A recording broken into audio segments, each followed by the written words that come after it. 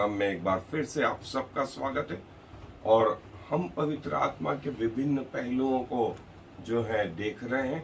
और इसके पहले हमने देखा था फुलनेस ऑफ होली स्पिरिट। जब कटोरा उमड़ने लग गया तब हम दूसरों के लिए आशीषित हो गए, परमेश्वर के राज्य में घमंड का कारण होने लग गए। और इसी को जो है बैप्टिज्म ऑफ होली स्पिरिट कहते हैं। इसी को बैप्टिज्म ऑफ होली स्पिरिट कहते हैं। जब आप जो है शरीर के लिए, संसार के लिए, शैतान के लिए मर गए और उसको पानी के अंदर आपने डाल दिया, और जब आप ऊपर आए तो पवित्र आत्मा के लिए।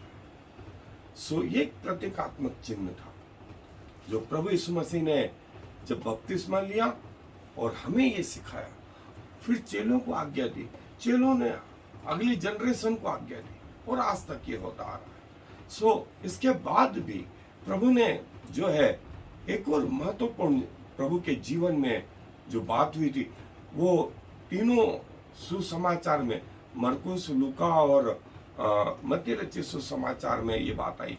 प्रभु यीशु मसीह ने अपने अंतिम दिनों के पहले जो है याकूब और यूहन्ना की माता प्रभु यीशु मसीह के पास आई और कहा कि तेरे दाएं और बाएं मेरे बेटे बेटे। प्रभु यीशु मसीह ने जो वाक्य है उसको मैं आपके लिए पढ़ रहा हूं। वो पाया जाता है मरकुस रचित सुसमाचार का 10वां अध्याय। मरकुस रचित सुसमाचार का 10वां अध्याय और उसकी 35 आयत से मैं आगे के लिए पढ़ रहा हूं। सो मेरे साथ निकाल लें मरकुस रचित सुसमाचार 10वां अध्याय 35 आयत से आगे। तब जब्दी के पुत्र याकूब और यूहन्ना ने उसके पास आकर कहा, हे गुरु, हम चाहते हैं कि जो कुछ हम तुझसे मांगे वही तू हमारे लिए करे। उसने उनसे कहा, तुम क्या चाहते हो कि मैं तुम्हारे लिए करूं? उन्होंने उससे कहा कि हमें यह दे कि तेरी महिमा में हम में से एक तेरे दाहिने और दूसरा तेरे बाएं बैठे। यीशु ने उनसे कहा, तुम नहीं जानते कि क्या मांगते हो? जो कटोरा में पीने पर हूं क्या पी सकते हो, और जो बपतिस्मा में लेने पर हूं क्या ले सकते हो? उन्होंने उससे कहा, हमसे हो सकता है। यीशु ने उनसे कहा, जो कटोरा में पीने पर हूं तुम पियोगे, और जो बपतिस्मा में लेने पर हूं उसे लोगे, पर जिनके लिए तैयार किया गया है उन्हें छोड़ो, और किसी को अपने दाएं और अपने बाएं बिठाना मेरा काम नहीं। प्रभु यीशु मसीह ने कहा, जो कटोरा में पीने पर हूं वो पियोगे, और जो बपतिस्मा में लेने पर हूं। देखिए, प्रभु यीशु मसीह स्वयं बोलते हैं, एक बपतिस्मा उनका यूहन्ना बपतिस्मा दाता से हो गया, अभी एक और बपतिस्मा था। ये कौन सा बपतिस्मा था? ये वास्तव में उनकी मृत्यु का बपतिस्मा था। ये वास्तव में उनकी मृत्यु का बपतिस्मा था। वे संसार के लिए, शरीर के लिए अभी तक नहीं मरे थे। और यही बात प्रेरितों में भी थी। प्रेरित लोग जब तक प्रभु यीशु मसीह के साथ थे, वे जो है आश्चर्य कर्म कर रहे थे, वे दुष्ट आत्माएं निकाल रहे थे, लोग चंगे हो रहे थे। लेकिन जब प्रभु का अंत का समय आया, सब भाग खड़े हुए, और क्रूस के निकट तो एक चेला, और उसके बाद पुनरुत्थान के बाद भी चेले अपने अपने काम पर, और पतरस बोला, मैं तो मछली पकड़ने चला। अभी तक ये लोग जो है संसार के लिए नहीं मरे थे, अभी तक शरीर के लिए नहीं मरे थे, इनको अपने प्राण प्यारे थे। लेकिन पेंतीकोस्त के दिन पतरस खड़ा हो गया, अब प्राण समर्पित कर दिए, मरेंगे तो मरेंगे, मारेंगे तो मारेंगे, खाएंगे, और जैसे भी। जब ये जीवन आ गया तब आशीष दिया, और तब जाकर के आत्माएं जीतने लगे, तब जाकर के आत्माएं जीतने लगे। इसके पहले आत्माएं नहीं जीत पा रहे थे, क्योंकि वो आत्मिक बपतिस्मा नहीं हो पाया। सो वो कटोरा खुद का ओवरफ्लोइंग नहीं हुआ था, भरा नहीं था। प्रभु यीशु मसीह भी बोलते हैं, चेले भी वही अपने जीवन में करते हैं, और हमें भी ये सिखाते हैं कि जब हम संसार और शरीर के लिए मर गए, तब जैसा मैंने बताया था कि आत्मा ओवरफ्लोइंग, और ये आपका आत्मिक बपतिस्मा है, ये आत्मा से बपतिस्मा है। और तब आप आत्माएं जीतने वाले योद्धा हो जाते हैं। आप किसी भी फील्ड में रहे, आप एक आत्मा जीतने वाले योद्धा हो जाते हैं और प्रभु का लिए एक सफल जीवन जीने वाले हो जाते हैं, और प्रभु इसके प्रतिफल आपको स्वर्गीय जीवन में देंगे, ऐसा प्रभु का वादा। सो इसको थोड़ा सा और देखें, आए मेरे साथ अध्ययन। सो जैसा हमने देखा, fulfilment of holy spirit is equal to baptism of the holy spirit. और आत्मा से परिपूर्ण होना और संसार और शरीर और शैतान के लिए मर जाना ही आत्मिक बपतिस्मा है। और जैसा हमने मरकुस रचित सुसमाचार में प्रभु यीशु मसीह के बारे में देखा कि प्रभु यीशु मसीह का यूहन्ना के द्वारा एक बपतिस्मा हुआ था, और दूसरे बपतिस्मे की बात प्रभु कहते हैं कि मुझे एक और बपतिस्मा लेना है। और चेलों ने भी कहा हम वो बपतिस्मा ले सकते हैं। प्रभु ने कहा हाँ तुम लोगे, तुम सबकी ऐसी ही मृत्यु होगी जैसी मेरी।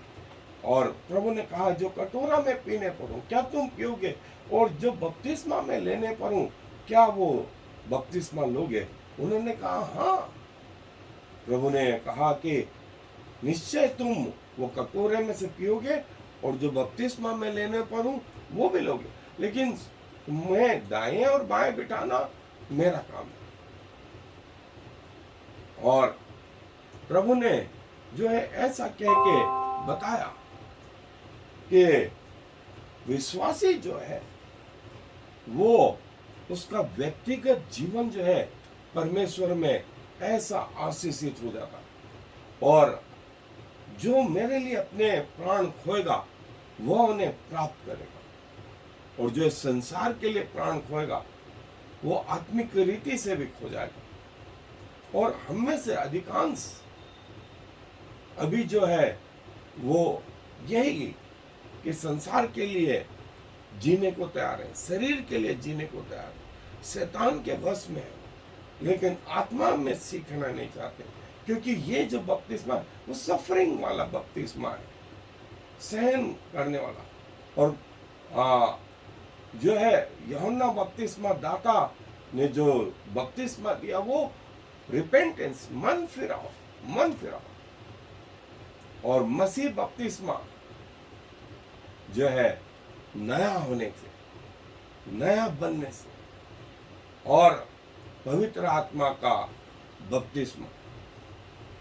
और जब हम शरीर के लिए, संसार के लिए और शैतान के लिए मर गए, तब ये स्थिति आ गई, और उसके बाद हमारा जीना मसीह और मरना लाभ। आप इस संसार के नहीं, परमेश्वर के। और ये परमेश्वर चाहता है आपके जीवन में आ जाए। ये हम लोगों की कोशिश होना चाहिए कि पवित्र आत्मा के इस स्तर तक हम पहुंच जाए कि पवित्र आत्मा में कूट कूट करके इतना भरे कि वो ओवरफ्लोइंग होने लग जाए, बहने लग जाए। और जब वो बहने लगेगा तब आपकी व्यक्तिगत स्थिति भिन्न होगी।